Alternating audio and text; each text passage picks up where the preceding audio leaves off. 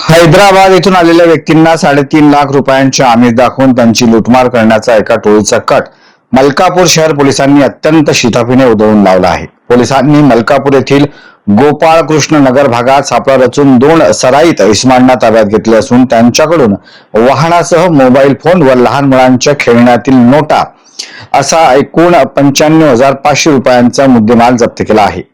Police सूत्रांकडून मिळालेल्या अधिक माहितीनुसार हैदराबाद येथून 2 इस्मांना 35,000 रुपयांच्या बदल्यात 3 लाख रुपये देण्याचे आमिष दाखवण्यात आले होते. या पैशांच्या बहाण्याने त्यांना मलकापूर येथे बोलावून त्याची लूटमार करण्याचा कट रचण्यात आला आहे.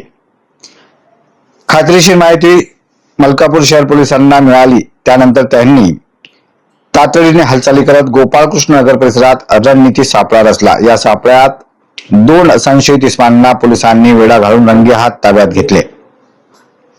अटक करण्यात आलेल्या आरोपींमध्ये ईश्वर अशोक मैसरे राहणार नरवेल मलकापूर जिल्हा बुलढाणा, गौतम मुकंदा तायडे राहणार रलाई नगर मलकापूर तालुका मलकापूर जिल्हा बुलढाणा अशी आहेत. 95,500 रुपयांचा मुद्देमाल यावेळी जप्त करण्यात आला आहे. भारतीय चलनातील 500 रुपयांची अस्सल नोटेच्या खाली ठेवलेल्या चिल्ड्रन बँक असलेल्या 500 रुपयांच्या एकूण 699 हुबेहूब बनावट खेळण्यातील नोटा, एक पांढऱ्या रंगाची ज्युपिटर दुचाकी गाडी, विविध कंपन्यांचे एकूण 4 महागडे मोबाईल असा ऐवज पोलिसांनी जप्त केला आहे.